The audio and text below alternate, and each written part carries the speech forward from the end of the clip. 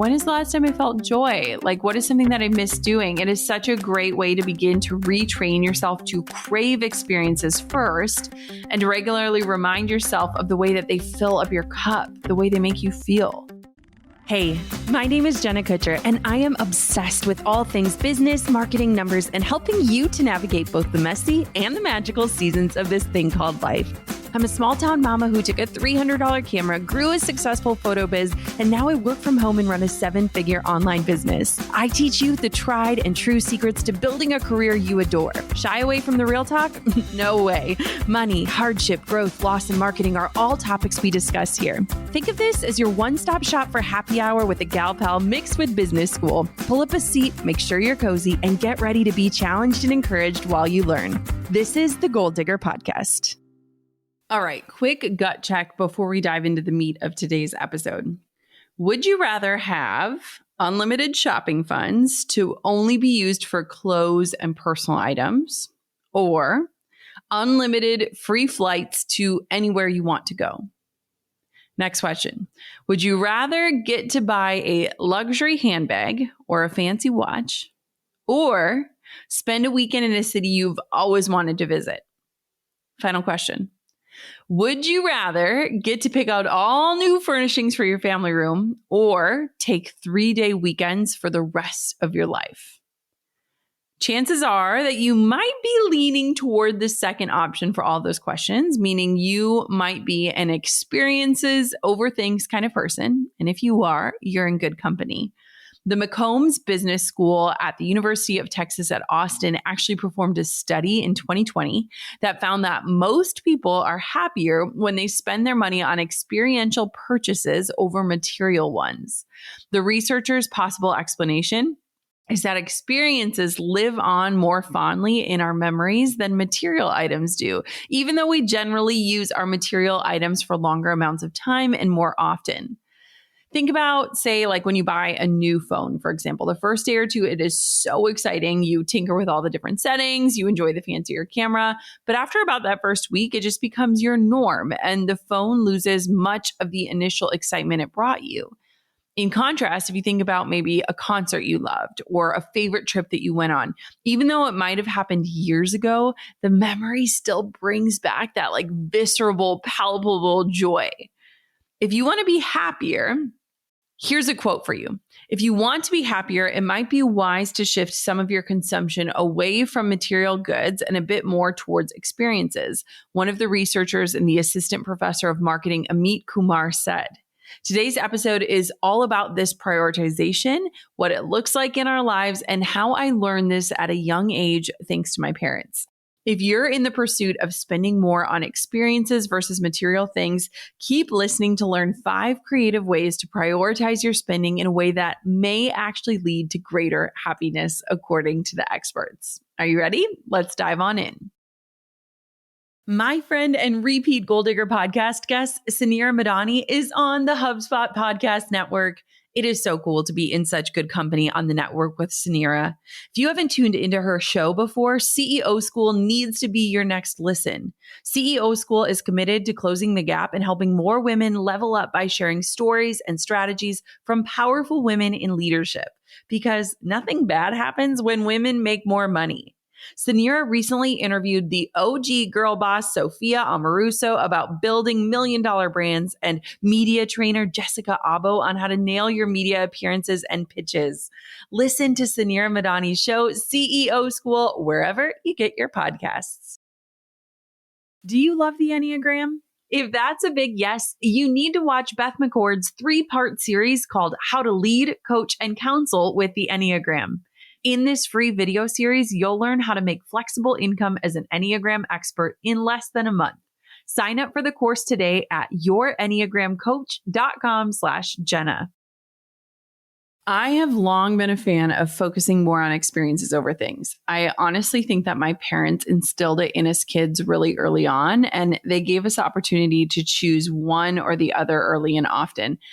And we've talked about this before. We didn't have a lot of extra money, so we were always trying to get creative of like, what can we do? What can we enjoy? What can we play with? And In my new book, How Are You Really? I talk a lot about this idea of focusing on the experiences that we want stitched throughout our lives as highlights and milestones and how they impact so much of our growth and our story.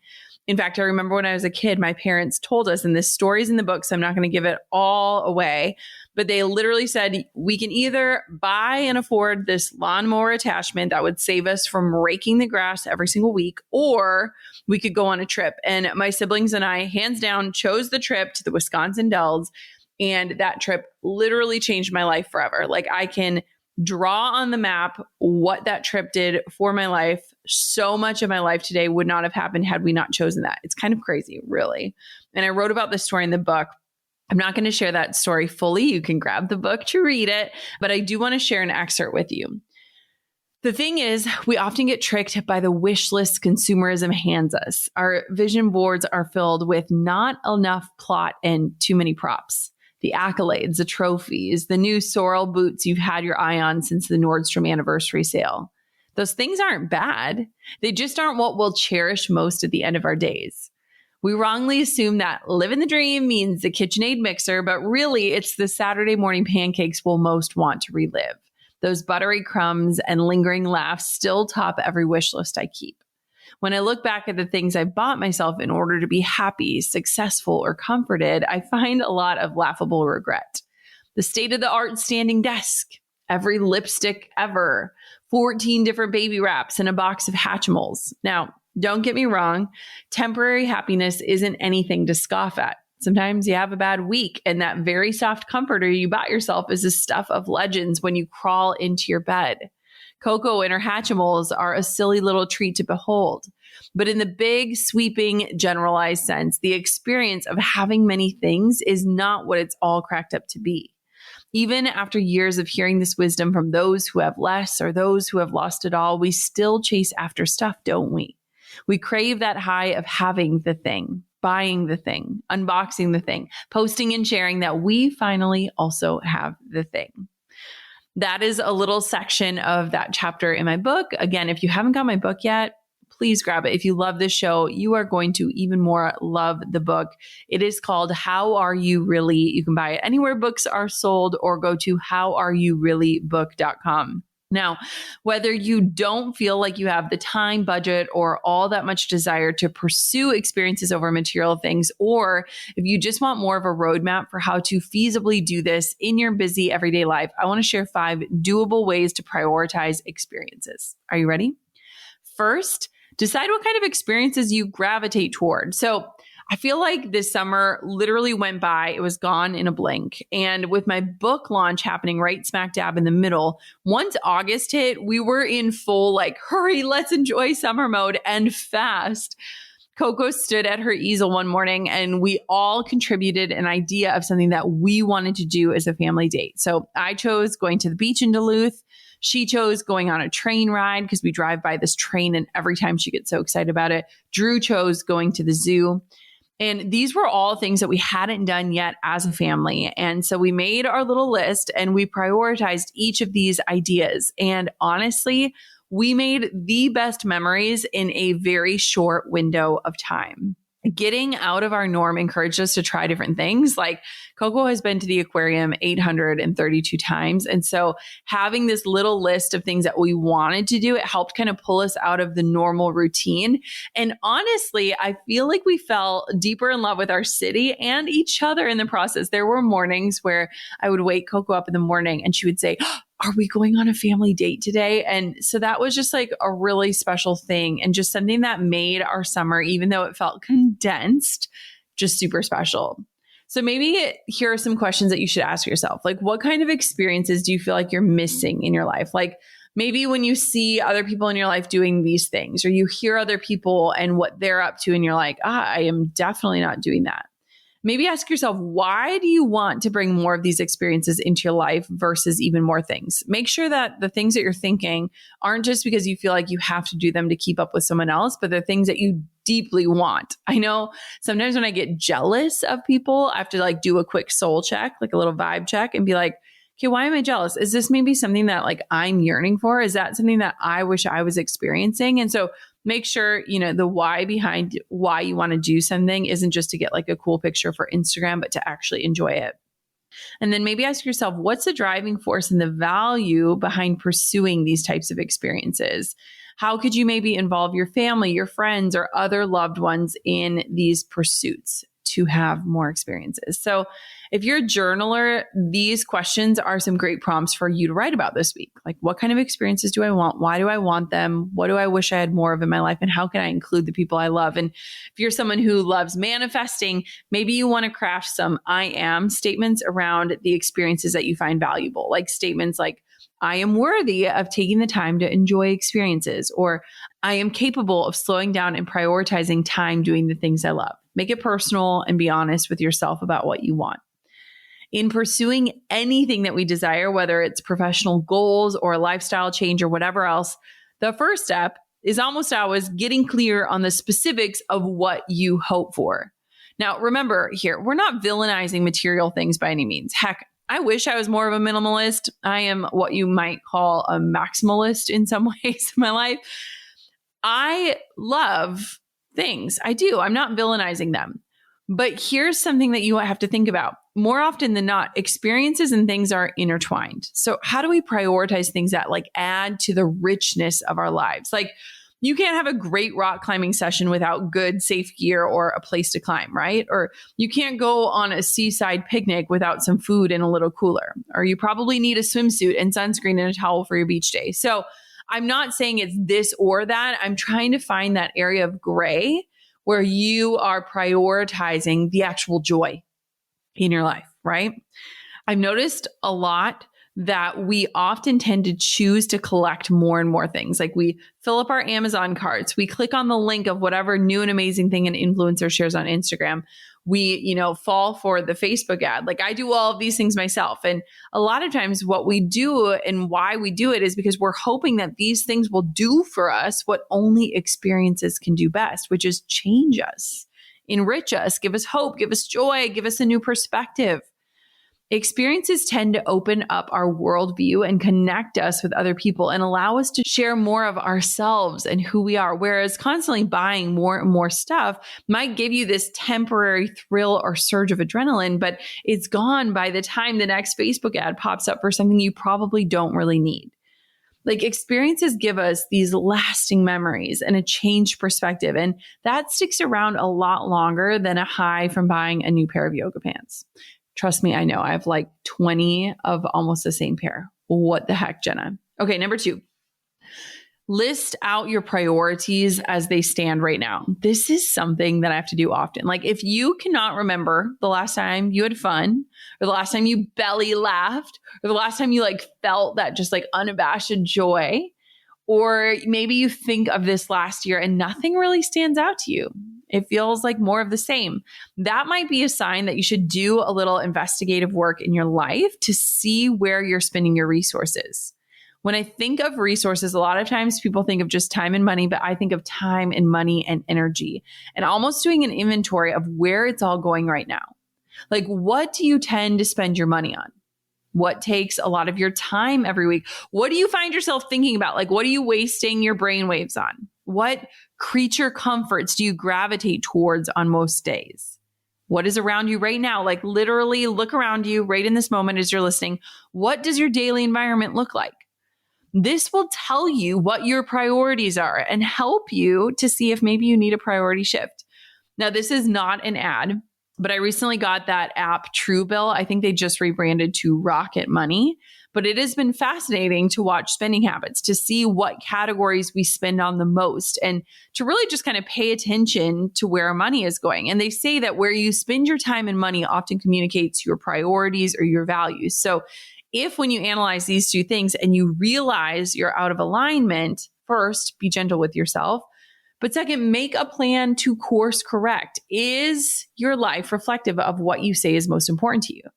Now, I highly recommend writing down your priorities in terms of expenses, time spent, and energy spent. And for me, I want my time and energy to be first spent towards my family and my health, and then my business. So for me, in order to prioritize my family and health first, I have to have help. Like, I have to look at like, okay, Can I spend money to get back time? Like, are these values in alignment? Like, as my business has grown, I have been so unapologetic and very clear that like I have a whole team of people helping me do this. And so my need has been to bring people into the fold to help me run it so that I have that lifestyle freedom that I've worked so hard to get, but that allow me to live out my values. It is a non-negotiable for me to invite in help, to prioritize getting help so that I can prioritize time with my family and personal time. Even yesterday, I had this moment of like feeling this like deep need to record this episode right then and there. Like I had told Drew like, hey, you go weed whack. And when you're done, come right back in because I need to go record.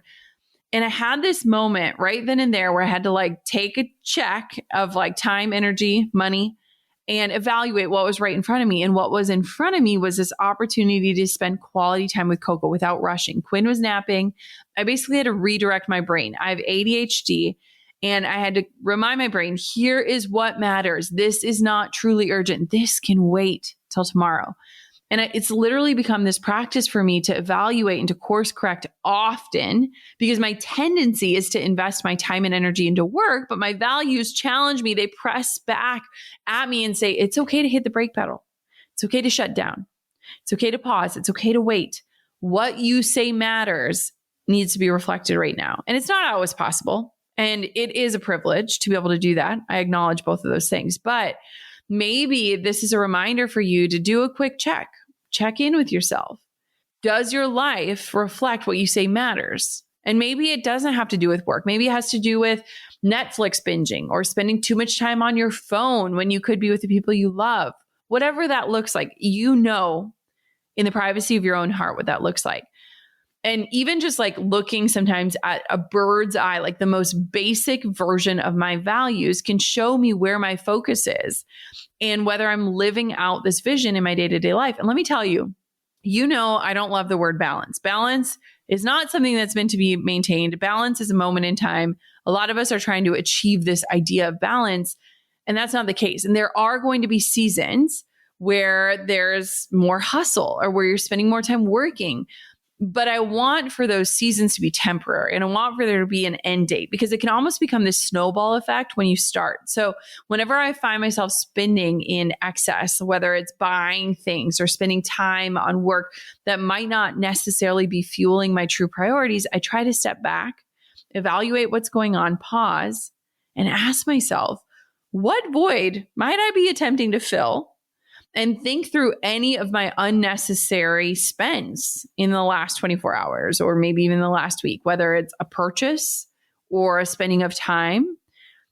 I have to check in with myself. That is why I wrote a book, How Are You Really? Because a lot of us are moving through life in that how are you good, fine, busy state. We're not actually checking in. And so it helps for you to evaluate where you're at and how you can prioritize experiences.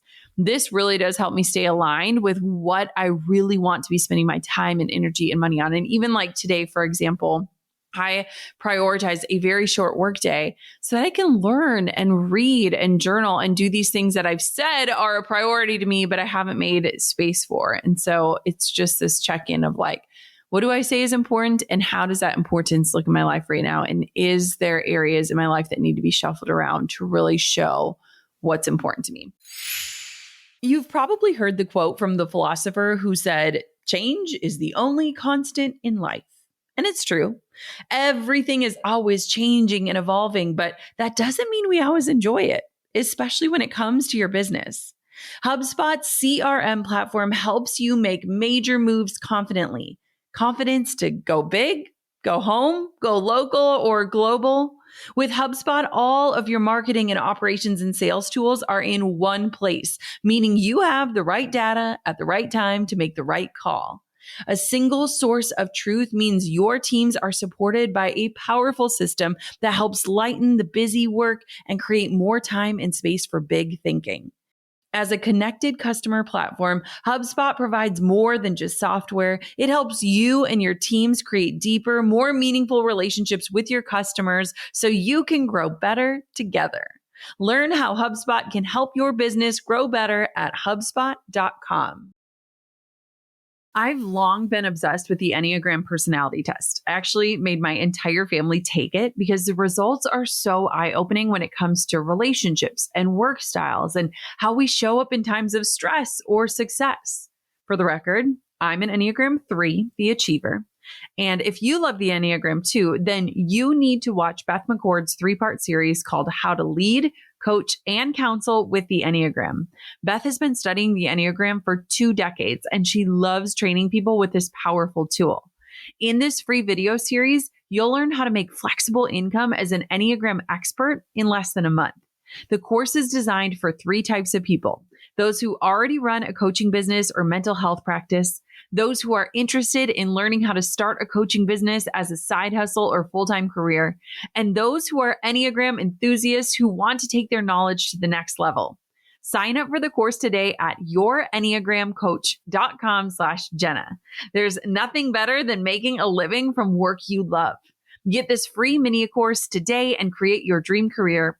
Again, that's yourenneagramcoach.com/Jenna. Number 3 is watch where conveniences might be overshadowing experiences. And I think this is a powerful one. I often joke that the best thing money has bought me is convenience and ease. My life hasn't transformed a ton on a day-to-day basis because of my business success, except for when it comes to this idea of being able to afford convenience. Like when I realized that we had Instacart in Duluth, Minnesota, game over. Game over. I haven't even gone to the grocery store.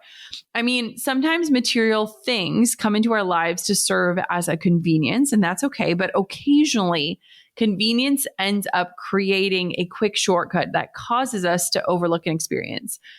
We recently went to see my in-laws, and I wanted to go out and go get some groceries. I needed some gluten-free food that I could eat, and I've been eating and prioritizing my health a lot. And so I told them, I said, hey, I'm going to run to the store real quick. And Drew was like, you hate going to the store. And I was like, actually, I love going grocery shopping. Like when you can peruse the aisles and think about what you're going to cook and, have recipes on hand that you're collecting the items for. Like, I actually love that. And it kind of made me pause and think, because he's like, you order Instacart all the time. And I was like, true. A lot of times I do it as a convenience to save ourselves time in a trip. But what happens is a lot of times convenience can create this quick shortcut that can cause us to overlook experiences that we might actually enjoy. Let me give another example. Maybe you think about getting a special coffee drink from your favorite coffee shop. This alone is an experience, right? Going to the coffee shop combined with a thing that you love, your drink of choice. The convenient way of doing it is as quick as possible, ordering as fast as you can on an app or going through the drive-thru to pick it up as you hustle on to your next thing. But the savored and slower way to do it might be walking to get coffee with a friend, or sitting in the shop for 30 minutes to enjoy someone else's company and catch up, to sip on your coffee, to enjoy it while it's still hot, which mamas, can I get an amen? That never happens. In this scenario, you might see your neighborhood in a different light. You might notice more. You might be more present in your body. You might experience how good it feels to breathe fresh air, to stretch your legs. You can spend quality time with someone you love. You can slow down for a minute while you share in each of your worlds. Like in a day and age where we are rushing and outsourcing and simplifying, which again, time and place, love it. Maybe sometimes we're outsourcing the wrong things, or that convenience is taking away from our opportunities to have actual experiences that we will relish in. Another example, Drew and I love getting takeout and watching crappy reality TV after the girls go to bed. Like in this season of life, as 2 tired parents of 2 busy little ones, that is way more relaxing than eating at a restaurant as a family. Like I honestly don't love eating out with children. It's not like the same experience, right? But here's the thing. We consciously know that we connect on a much more deeper level when we, Drew and I, go on a sit-down date, face one another, get some old school eye contact in, some FaceTime. While it is convenient to order takeout and watch our crappy TV, that extra step of getting a babysitter, making a reservation, it elevates the experience for us. And it really makes us savor that time together. Like even as I'm recording this, I'm like picturing this date we went on at this supper club at the top of this restaurant in Duluth, Minnesota. It like spins around and like, oh my God, we just had so much fun. And I'm like, we need to do more of that. And it's funny because so often the conveniences are important in certain scenarios. Again, time and place, like maybe grocery delivery or a quick email rather than an unnecessary meeting. But sometimes they can also distract us from meaningful connection and letting ourselves take life at a different and less rushed pace. So take stock of all the things you tend to speed up or shortcut in your life and ask yourself, is there a way to slow down the things that I enjoy to make it more quality or meaningful, to have it be an experience without rushing through it? Like I am all about efficiency, but sometimes I wonder at what cost. Like we're working harder so that we can work more and work harder.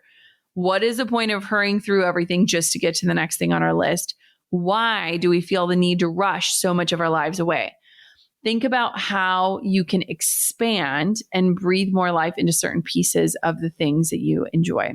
Number 4, create an experience budget. So first, let me preface this on the fact that not all experiences need to cost you a lot of money. I swear, my mom, if you read my book, you know she's savvy. She was the queen of finding experiences that we could do that were free or very inexpensive.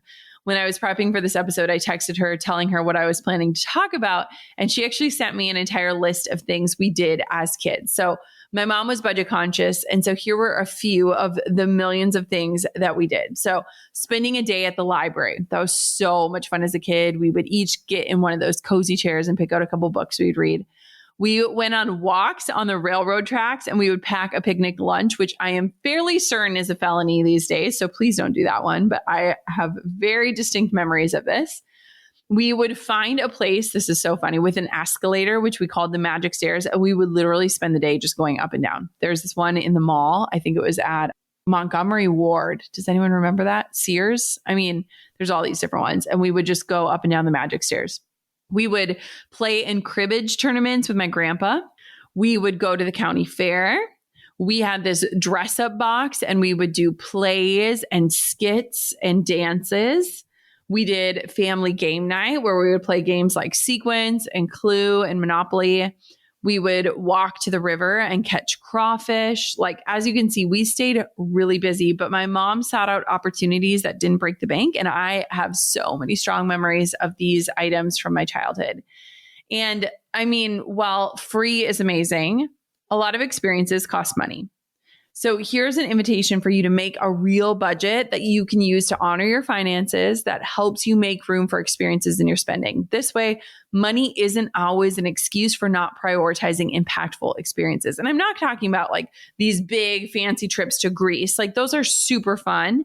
And you should definitely have a saving strategy for those types of things if you value travel. But what if you also wanted to save up instead for a facial, but you don't have the wiggle room to just splurge on something like that with the rest of your financial responsibilities? Or maybe you want to set a little aside to go out to dinner with a friend, your treat. Or you could start a little fund that allows you to see a concert every couple of months.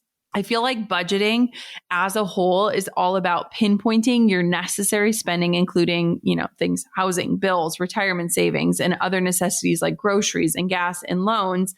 And then combining that with your desired spending, things like shopping, experiences, travel, home projects, and beyond. One of the best things that you can do to remove overwhelm from budgeting is to simply write down all of your monthly spending and what you hope to save for, and then work backwards to create a saving plan and a budget for yourself within each category. My mom recently sent me my budget that I created almost half of my life ago when I graduated from college. And I had taken a personal finance class, which I think should be a requirement for every single human on planet Earth. And I had this whole budget and I had literally every dollar accounted for in my paycheck to pay off my student loans. I had like a movie fund because I loved going to the theater. And so budgeting is just a really great way to ease that stress and tension and also just show you what you're working with.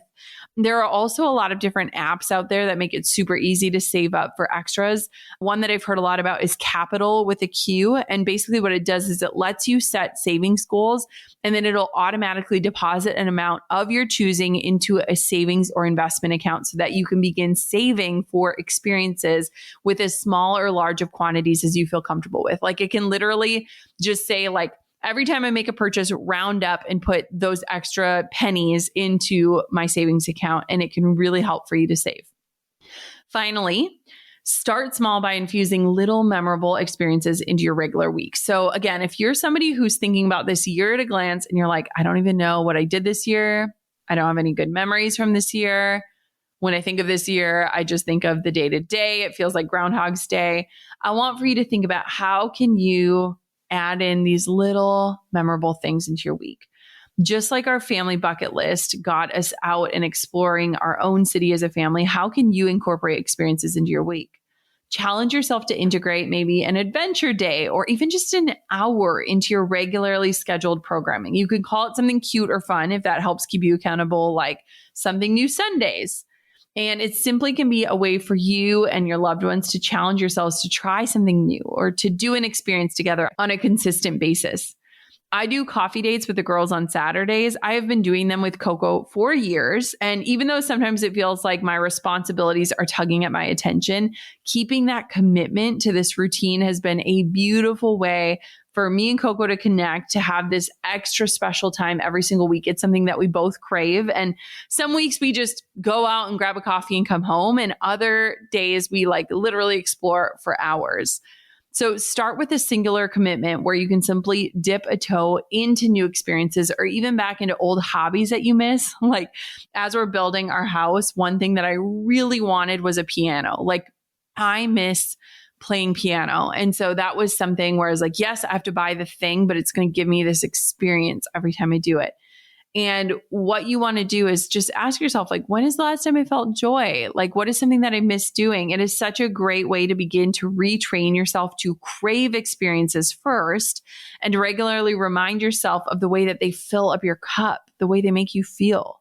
Maybe it's a great week to bust out your old bike, to dust it off, to take it for a spin, or to ask a friend out to a movie or a show rather than streaming something solo. Maybe you can take a walk with your partner while you sip your morning coffee or walk your dogs together. Look for a free day at a museum you've never visited. Sign up for a volunteer opportunity and reconnect with your community. Find little ways to infuse experiences that you love and that light you up into your schedule as much as you possibly can.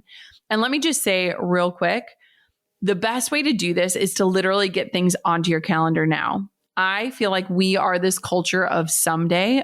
I'd love to do that someday or next time. Schedule it in. We all have Google calendars. Maybe you're old school and you have your old school calendar. Get some dates on the calendar. Even if you don't know what you're going to do, block them off for experiences and fill them as you can. But don't let someday be the day that you're going to start enjoying your life again. There are so many small and simple ways to infuse experiences into normal weeks. And by doing so, it can take what might feel regular and mundane and add some spark to your life again. You don't have to spend tons and tons of money or book a trip to the Bahamas to prioritize experiences over things.